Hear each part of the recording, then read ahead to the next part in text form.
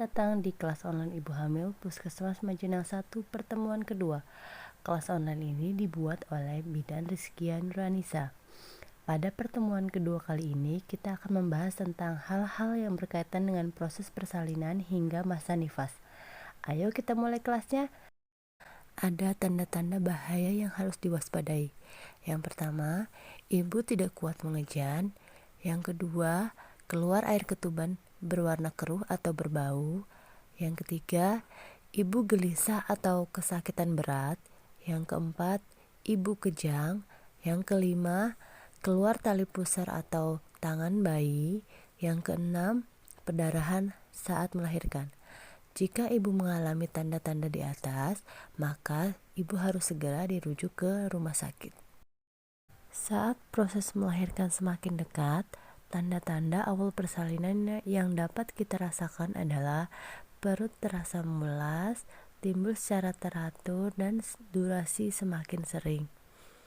Selain itu, keluar lendir bercampur darah dari jalan lahir atau keluar cairan ketuban dari jalan lahir. Jika muncul salah satu tanda ini, suami atau keluarga segera bawa ibu ke fasilitas kesehatan ya. Selama proses persalinan, sebaiknya ibu didampingi oleh suami atau keluarga. Ibu, selama proses persalinan, ibu akan merasakan mulas semakin teratur, semakin lama, dan semakin kuat. Hal ini dikarenakan kontraksi pada rahim yang akan membantu proses lahirnya bayi. Jika ibu mengalami kontraksi, maka ibu bisa tarik nafas panjang melalui hidung, kemudian keluarkan melalui mulut. Hal ini dapat membantu mengurangi rasa sakit itu, sehingga ibu menjadi lebih tenang dan mampu mengumpulkan kekuatan untuk mengejan. Jika ibu merasakan ingin BAB, sampaikan kepada dokter atau bidan. Ikuti anjuran kapan harus mengejan. Proses persalinan bisa berlangsung normal ataupun dengan tindakan. Selanjutnya yaitu IMD. IMD adalah singkatan dari inisiasi menyusui dini. Adalah proses alami yang memberikan kesempatan kepada bayi untuk mencari puting susu ibu sendiri dengan cara segera setelah lahir hingga 1 jam, bayi diletakkan dan dikeringkan ke dada ibu sehingga terjadi kontak kulit ibu dan bayi. Bayi akan segera mencari puting susu ibunya sendiri. IMD dilakukan sekurang-kurangnya 1 jam untuk memberikan kesempatan kepada bayi menyusu sesegera mungkin. IMD ini sangat bermanfaat, baik bagi bayi maupun bagi ibu. Manfaatnya yaitu IMD merangsang keluar air susu ibu yang dapat memberikan kekebalan pada tubuh bayi. Karena pada ASI yang pertama keluar mengandung kolostrum yang kaya akan zat kekebalan tubuh. IMD juga akan meningkatkan ikatan batin antara ibu dan bayi. Selain itu, IMD dapat mencegah perdarahan pada ibu sebab akan merangsang keluarnya hormon oksitosin yang bermanfaat untuk membantu kontraksi rahim dan membantu proses keluarnya plasenta. Selanjutnya adalah tentang masa nifas. Setelah melahirkan, ibu akan langsung memasuki masa nifas, dimulai ketika plasenta telah keluar dan berlanjut hingga beberapa minggu kemudian. Hal yang perlu diperhatikan adalah perawatan selama masa nifas. Berikut tips untuk menjaga kesehatan ibu nifas.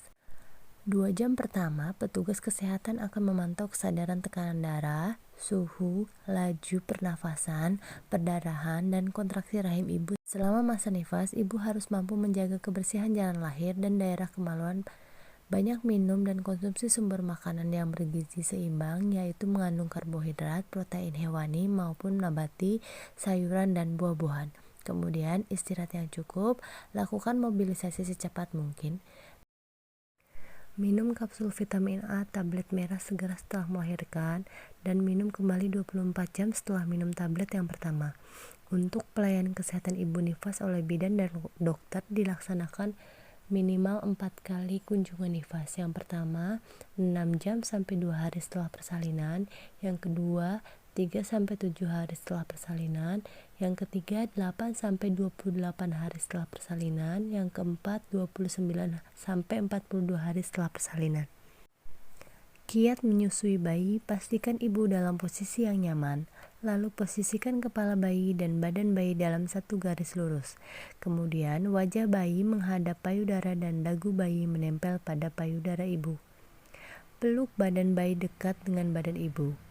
Menyusui yang benar dapat dinilai dengan mulut bayi yang terbuka lebar, sebagian besar areola atau bagian hitam di sekitar puting masuk ke dalam mulut bayi, dan bibir bayi melengkung keluar. Susui bayi sesering mungkin atau semau bayi. Bila bayi tidur lebih dari 3 jam, bangunkan kemudian susui. Susui sampai payudara kosong lalu pindah ke payudara sisi yang lain. Apabila bayi sudah kenyang tetapi payudara masih terasa penuh atau kencang, maka payudara perlu diperah. Kemudian ASI disimpan. Hal ini bertujuan mencegah mastitis dan menjaga pasukan ASI. Berikut ini kami lampirkan lama penyimpanan ASIP yang disarankan berdasarkan tempat penyimpanannya. Dalam suhu ruang sekitar 16-29 derajat Celcius, ASI dapat bertahan selama 3-4 jam di dalam ruangan non-AC atau 6-8 jam jika kondisi dalam sangat bersih atau di ruangan AC. Asip beku yang telah dicairkan dapat bertahan selama 4 jam dalam suhu ruang. Di dalam freezer, asip dapat bertahan hingga 2 minggu dalam suhu minus 18 derajat Celcius. 3-4 bulan dalam suhu minus 20-18 derajat Celcius dan dapat disimpan selama 24 jam di dalam tas pendingin atau cooler bag dengan suhu minus 15 sampai minus 4 derajat Celcius. Asip yang tidak habis diminum hanya boleh dikonsumsi dalam waktu 2 jam. Selama masa nifas ada hal-hal yang harus dihindari, yaitu membuang ASI yang pertama keluar atau kolostrum, karena kolostrum sangat berguna untuk kekebalan tubuh anak. Kolostrum ini biasanya berwarna kekuningan dan kental. Lalu hal yang harus dihindari adalah membersihkan payudara dengan alkohol, obat merah atau povidone iodin dan sabun. Mengikat perut terlalu kencang, menempelkan daun-daunan pada kemaluan sehingga beresiko menimbulkan infeksi, dan melakukan latihan fisik dengan posisi telungkup. Saat masa nifas, terdapat tanda-tanda bahaya yang perlu diketahui oleh ibu.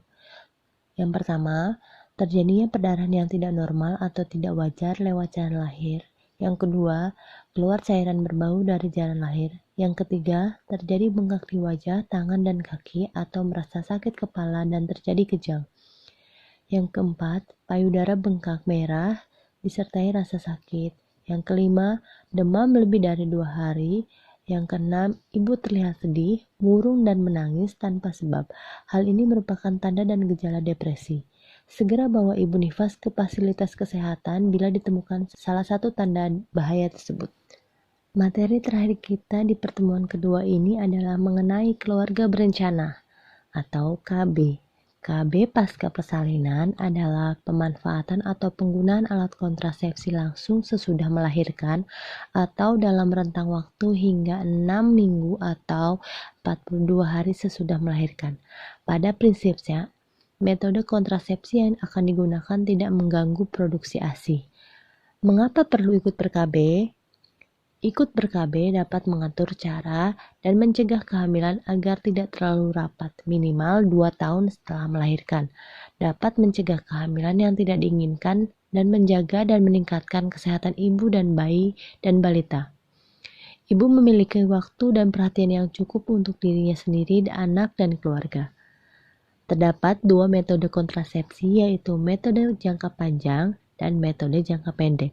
Metode kontrasepsi jangka panjang dapat dilakukan dengan metode operasi wanita atau MOW dan metode operasi pria atau MOP.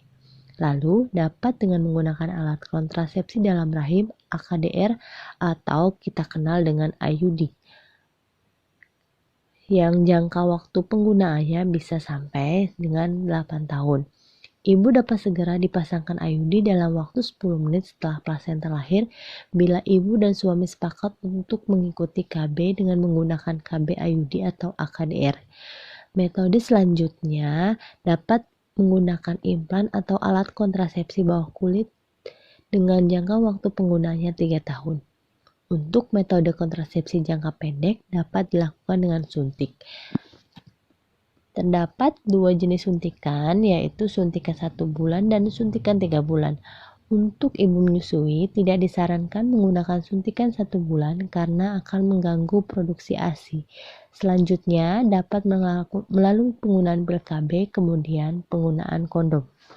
Demikian materi pertemuan kelas kita yang hari ini. Terima kasih. Jika ada pertanyaan, bisa ditanyakan di dalam grup. Bunda adalah yang terhebat di dunia, sebab ia melahirkan kehidupan dan memberi nyawa pada kata cinta. Abdurrahman Faiz. Sampai jumpa di pertemuan selanjutnya.